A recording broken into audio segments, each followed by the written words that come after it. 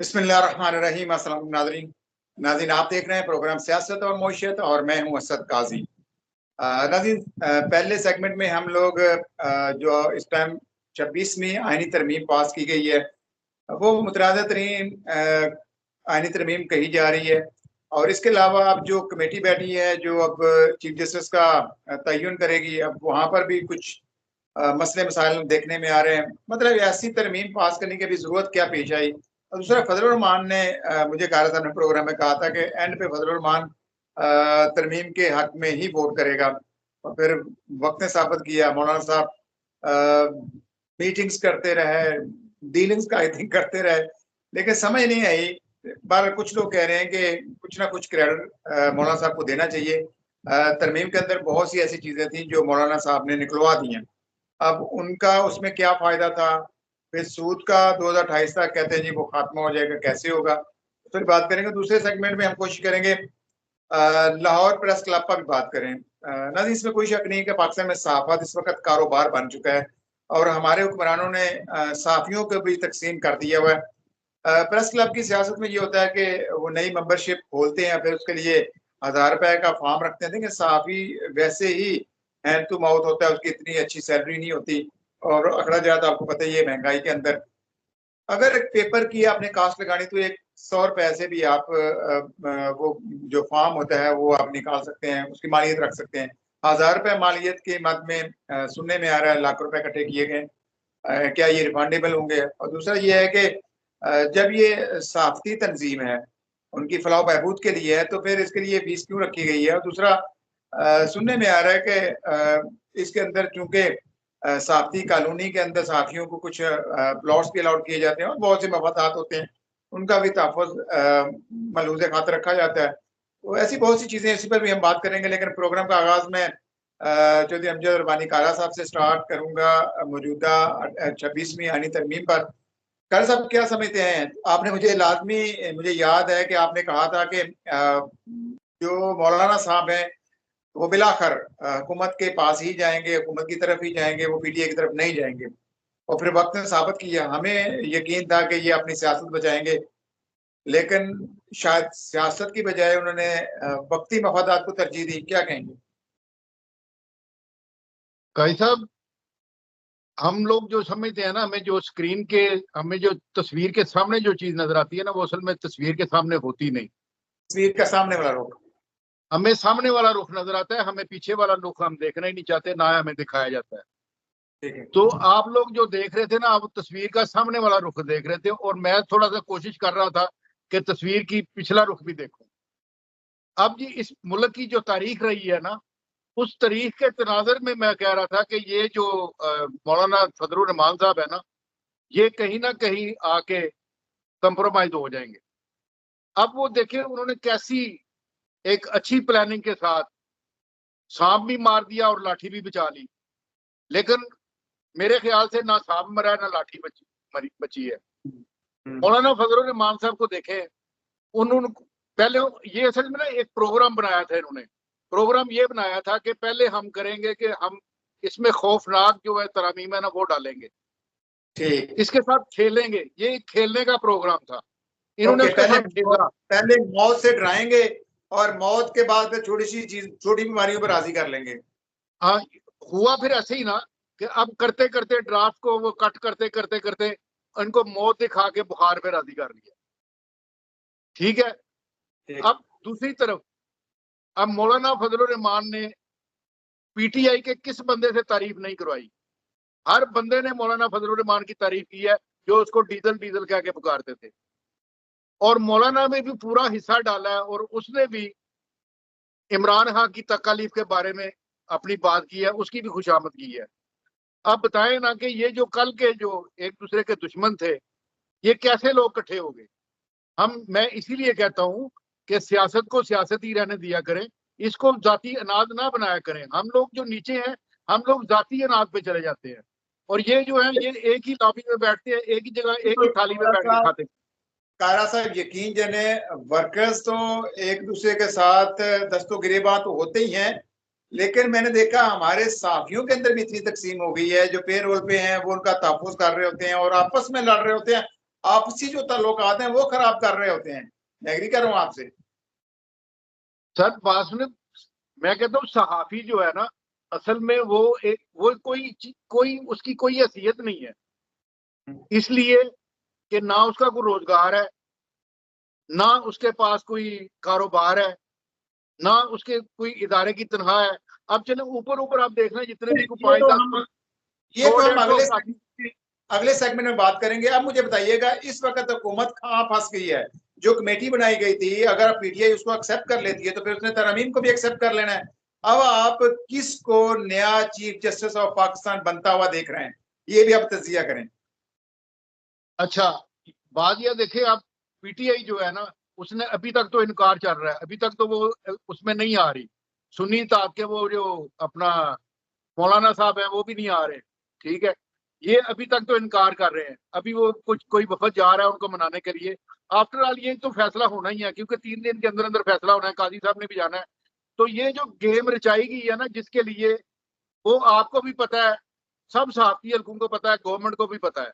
منیب پور میں تو بالکل کسی شک شبے میں نہیں ہوں کہ 25 تاریخ سے پہلے آئینی ترمیم کروانی ان کو لازمی تھی، تو وہ انہوں نے کروا لی. اور میں سمجھتا ہوں کہ یہ ایک ہی فوکس تھا، ایک ہی ٹارگٹ تھا کہ فلاں بندہ چیف جسٹس نہ بنے اور ہمارا بندہ جو ہے وہ چیف جسٹس بن جائے. کوئی مقصد نہیں. اس وقت دیکھیں، میں سپریم کورٹ کے پر کاٹ دیے گئے ہیں. اب چاہے جو مرضی منصور علی شاہ بنے یا منیب اختر بنے یا افریدی بنے، اس سے کوئی فرق نہیں پڑنے والا. اب ان کے پر کاٹ دیے گئے کیونکہ آئینی بینچ جو ہے وہ علیحدہ ہو جانا ہے. ان کے کیسز دوسری عدالت میں چل رہے ہیں، یہاں پہ ان کے کیسز نہیں چل رہے ہیں، تو کوئی خطرہ نہیں ہے آپ اس میں. تو آپ سمجھ رہے ہیں اس وقت جو آئینی ترمیم ہے وہ چیلنج ہو سکتی ہے اور اس کو کہیں نہ کہیں اگر کینسل کر دیتے ہیں ہمارے موجودہ جو اس ٹائم چیف جسٹس بننے جا رہے ہیں منصور علی شاہ صاحب، اور ان کا بینچ کہتا ہے جی یہ آئینی ترمیم جو قوانین تھے، جو قواعد تھے، اس کو فالو کر کے نہیں بنائی گئی. نہیں، یہ اتنا آسان نہیں ہے، چیلنج ہو جائے گی. اب چیلنج ہونے کے بعد یہ لنگر آن ہو جائے گی، یہ اس کا ٹائم لے لیں گے. اب ہو سکتا ہے اس گورنمنٹ کے جو ٹینیور ہے اس میں نہ ہو سکے، یہ لنگر آن ہوتی جائے گی. ان کا مقصد جو تھا وہ پورا ہو جائے گا کیونکہ منصور علی شاہ اگر ان کیسز کو سنتے جو آئینی کیسز تھے تو ان کو خطرہ تھا کہ یہ ہمیں باہر پھینک دیں گے، یہ فیصلہ کر دیں گے، نشستوں کا بھی فیصلہ کر دیں گے اور الیکشن کا بھی شاید وہ اس طرح فیصلہ کر دیں. لیکن اب انہوں نے اگر اسٹے پہ بھی آ جاتی ہے، کوئی بندہ پارٹی آ جاتی ہے یا اس پہ کوئی اپنا کوئی رٹ کر دیتی ہے، تو وہ اس کو اتنا لنگر آن کر دیں گے کہ یہ گورنمنٹ کا ٹینیور پورا ہو جائے گا. بات سے جو سمجھا ہوں وہ یہ ہے کہ منصور علی شاہ اگر اس وقت چیف جسٹس پاکستان بن جاتے ہیں تو جو بیانیہ فضل الرحمان کا تھا، باقی پی ڈی ایم کا تھا کہ ہم نے کالے ناک کا ڈنگ نکال دیا ہے، تو یہ پھر سپریم کورٹ کو کہہ رہے تھے کالا ناک، اور پھر ابھی کیا کہتے ہیں اس کا زہر نکال دیا گیا. پھر دیکھیں یہ 18ویں ترمیم میں کیا ہوا تھا. 18ویں ترمیم میں جو تھا نا، وہ انہوں نے جو ساری پاور تھی نا وہ اٹھا کے انہوں نے دے دی تھی اس کو، اپنا گورنمنٹ کو، حکومت کو دے دی تھی نا. حکومت کے بعد پھر 19ویں ترمیم جب آئی، جب کروائی اس نے اب جسٹس افتخار نے، تو پھر وہ واپس جسٹس کے پاس چلی. ترمیم میں اختیارات صدر کو چلے گئے تھے اور اس کے بعد جب زرداری صاحب آتے ہیں تو اس وقت اختیارات صدر کا ہے وہ سرنڈر کرتا ہے اور پھر صوبوں کو زیادہ اختیارات دیتے ہیں. لیکن میں نے آج تک جو بھی ترامیم دیکھی ہیں وہ یا ڈکٹیٹروں نے اپنے مفاد میں بنائی ہیں یا جمہوری ڈکٹیٹروں نے اپنے مفادات کے لیے بنائی ہیں. اگر دیکھا جائے تو اس پوری ترمیم کے اندر عوام کے کسی مسائل کو سامنے نہیں رکھا گیا، نہ بیوروکریسی کو ٹھیک کیا گیا، کیونکہ اس وقت تو دیکھا جائے سب سے زیادہ بربادی جو کر رہی ہے وہ بیوروکریسی کر رہی ہے. اگر یہ خود کرپٹ ہے بھی تو رہیں، لیکن عوام کو سہولیات دیں. آپ نے ایک ڈیتھ سرٹیفکیٹ یا ایک برتھ سرٹیفکیٹ بھی لینا ہو تو آپ کو رشوت دینی پڑ رہی ہے، باقیہ کام تو آپ چھوڑ ہی دیں نا. تو میں کہہ رہا ہوں کہ اگر یہ چاہتے تو ساتھ کچھ عوام کو بھی ریلیف دے دیتے کہ ہم جی یہ جو کرپٹ افسران ہیں اب ان کی چھانٹی کرنے جا رہے ہیں، کیونکہ اگلا دور تو میں دیکھ رہا ہوں کہ مستقبل میں سرکاری ملازمت نہیں ہوگا، سارا کام یہ آن لائن ہوا کرے گا. قاضی صاحب یہ دیکھیں اس وقت جو گورنمنٹ کو بنے ہوئے تقریباً دوسرا سال ہے. اب 2 سالوں میں انہوں نے ایک بھی مجھے بتائیں کہ جو عوام کے مفاد میں ترمیم کی ہو، کوئی ایک بھی قانون بتائیں کہ جو عوام کی مفاد میں انہوں نے کیا ہو. कोई अमेंडमेंट जो ये लाए हूँ, ये हम 77 अभी तक जो आई हैं तरमीमें, वो सारी आई हैं, वो सारी इनके अपने हक में है। इन्होंने अपने हक को, हकूक को तहफ़्फ़ुज़ देने के लिए बनाया है। अब आए उस चीज के ऊपर जो हमारा टॉपिक है। मुझे इस वक्त बताइएगा कि प्रेस क्लब की जो सियासत है, ये मैं समझता हूँ सहाफियों को अपने राइट्स के लिए निकलना चाहिए, लेकिन बदकिस्मती ये है कि हमारे हुक्मरान भी पहले सहाफती इदारों को और फिर सहाफियों को अपने मकासद के लिए इस्तेमाल करते हैं। इस वक्त बल्कि मैंने देखा है कि मरियम नवाज की, मैं तो लौंडी कहूंगा, उसने माइक पर कैमरे के सामने कहा है कि हम नौकरियों से फारिग करवाएंगे, और फिर अगले दिन ही हमने देखा कि उसने बहुत से सीनियर सहाफियों को नौकरियों से फारिग करवाया। तो ये फिर ज्यादा सहाफत तो ना आई। अगर आप समझते हैं कि हमारे हक में बोले तो फिर सहाफत है, अगर हमारे हक में नहीं बोलते तो फिर सहाफत जो है वो जुर्म है। देखें काजी साहब, इस वक्त पाकिस्तान में मुझे कोई सहाफती इदारा एक बताएं जो सहाफियों के हकूक के लिए जो बाहर निकला हो। किसी बंदे ने, कितने जुल्म हुए हैं सहाफियों के साथ, अभी कितने पर्चे हुए हैं सहाफियों का इस दौर में कितने लोगों को नौकरी से निकाला गया है। कोई किसी प्रेस क्लब का एक सदर या एक जनरल सेक्रेटरी या एक बंदा, कोई नुमाइंदा जिसने आके कोई प्रेस कॉन्फ्रेंस की हो कि ये हमारे हकूक के खिलाफ डाका है, ये हमारे साथियों को आपने जो है वो जलीलो ख्वार कर रहे हैं, लिहाजा हम इनके हकूक के लिए खड़े हैं, हम एहतजाज करेंगे उस वक्त तक जब तक ये बहाल नहीं होते या इनके खिलाफ केसेस खत्म नहीं होते। ये क्या करते हैं, ये कहते हैं जी कि अब ये पार्टियां बन गए हुए हैं, इनको भी मराद की जरूरत है। ये अपने लिए मराद इकट्ठी करने के लिए हुकूमती बेंचेस पे जाके बैठ जाते हैं, उनके साथ ये डीले कर लेते हैं, इन्हीं को ही प्लाट मिलते हैं, इन्हीं के साथ जो मिलते हैं, इन्हीं को ही वो गवर्नमेंट का जो फंड है वो रिलीज होता है। ये अपने हकूक के लिए तो उनके पास जाके बैठ जाते हैं, जंग नहीं करते, ये बिल्कुल उनके पास उनके नीचे बिछ जाते हैं, जाके बैठ जाते हैं, उनसे जाके अपना हिस्सा कदरे जुस्सा वसूल करते हैं। बाकी साथी तंजीमें जो है वो किसी साथी के लिए ना कुछ किया है ना कुछ करेंगी। ये मुझे उम्मीद है कि पाकिस्तान में कोई ऐसा इदारा नहीं है कि जिसने किसी के लिए, अब देखें यूटिलिटी स्टोर था, अब वो एक यकजान होकर निकले, उन्होंने अपने हकूक के खातिर लड़े और उन्होंने अपने इदारे को वापस बहाल करवा लिया। इसी तरह जहां पे भी एहतजाज हुआ वो अपने हक के लिए निकले, उन्होंने अपना हक ले लिया। लेकिन हमारे अंदर डिवाइड इतनी है साथियों के अंदर, हमारे अंदर ये है कि ये फलां पार्टी के, हम पार्टियां बन गए हैं। आप जितने देखें ना, यूट्यूबर देख लें या साथी देख लें, किसी का भी तज्जिया देख लें, तो आपको उसके तज्जिए के अंदर किसी ना किसी पार्टी की झलक नजर आएगी, वो किसी ना किसी साइड पे जाता हुआ नजर आएगा। वो सहाफत जो है, मैंने जो स्टडी की है कि इस टाइम प्रिंट मीडिया तकरीबन बंद हो चुका है। कोई बंदा अब अखबार मजबूरी में देखता होगा, उसको आदत पड़ी हुई बचपन से। दूसरा मैंने देखा जो मेन स्ट्रीम चैनल्स हैं उनकी रेटिंग भी तकरीबन खत्म हो चुकी है। लोग अब केबल्स नहीं देखते, टीवी चैनल डिशेस नहीं देखते।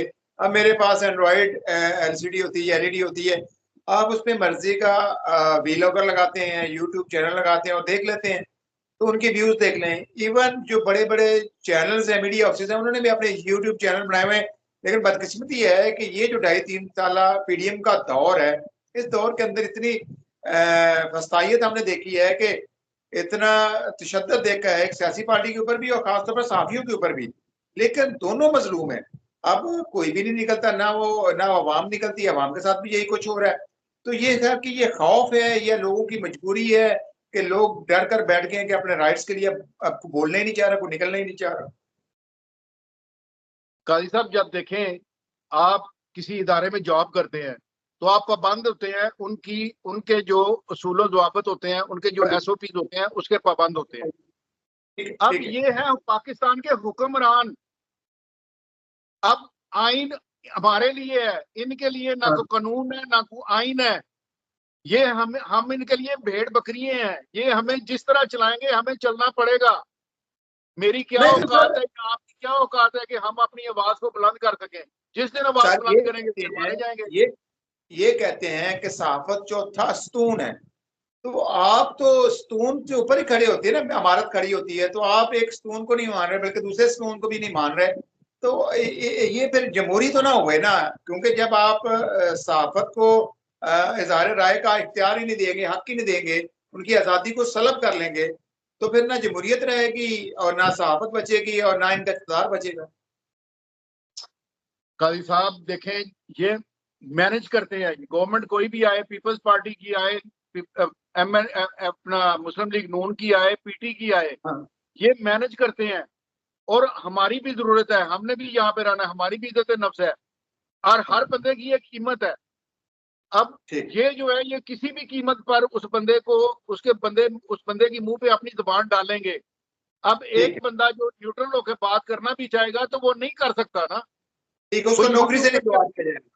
دیکھیں چینل کو چھوڑ دیں, نوکری سے نکلوانا وہ ایک چینل کی بات ہے. اب یہ ایک میرا فنڈامنٹل رائٹ ہے کہ میں اپنی آواز کو اپنے چینل پہ یا اپنے 50 لوگوں کے ساتھ, اب یہ اس پر تو کسی کے اوپر قدر نہیں ہونی چاہیے نا. اب یہ اس کے اوپر بھی مجھے اٹھا کے مار دیا جائے گا, مجھے پوچھ گچھ ہوگی, میرے اوپر پرچے ہوں گے, تو میں یہ کیسے آزاد ہوں اس ملک میں؟ کیسی آزادی ہے میرے لیے کہ میرے لیے بولنا بھی مشکل ہے, میرے لیے اونگنا بھی مشکل ہے, میرے لیے سونا بھی مشکل ہے, میرے لیے اٹھنا بھی مشکل ہے, میرے لیے کسی سے بات کرنا بھی مشکل ہے. ہماری جتنی صحافیوں کی تنظیمیں ہیں وہ خاموش ہیں. پھر میں نے دیکھا ہے جو بڑے بڑے صحافی ہمارے استادوں میں سے تھے وہ بھی اب خاموش ہیں. وہ کہتے ہیں جی ہم نے ضیاء الحق کے ماشاء اللہ کے اندر کوڑے کھائے, ڈنڈے کھائے. اب میں دیکھتا ہوں آپ سارے خاموش ہیں. وہ کہتے ہیں جی جس کو مار پڑی ہے وہ یوٹیوبر ہے, وہ صحافی نہیں ہے, اور پھر اس کو اون بھی نہیں کرتے, اور پھر خود کو کہتے ہیں ہم سے بڑا صحافی کوئی نہیں ہے اور صحافت کا علم بردار بھی کوئی نہیں ہے. مراد اسی طرح لے رہے ہیں, سہولیات اسی طرح لے رہے ہیں. بڑے بڑے کالمسٹ ہیں جو اس سے پہلے انقلابی بنتے تھے, اب خاموشی سے سب کچھ ہوتا ہوا دیکھ رہے ہیں. نظر بھی آ رہا ہے کہ جو کچھ ہو رہا ہے, اور ایسی فستائیت پاکستان کی ہسٹری میں نہیں ہوئی. بھائی صاحب جو آپ بات کر رہے ہیں نا پرانے لوگوں کی, جو پرانے ساتھی ہیں, اب وہ نا اپنی عزت کی خاطر انہوں نے کہا یار ہم نے ہر دفعہ ہر دور میں ہم مشرف کا دور دیکھا ہے, ڈکٹیٹر کا دور دیکھا ہے, ہم نے جمہوریت کا دور دیکھا ہے, ہم نے سخت سے سخت جو حکمران ہیں ان کے دور دیکھے ہیں, ان کے حبیب جالب جیسے لوگ, فیض احمد فیض جیسے لوگ.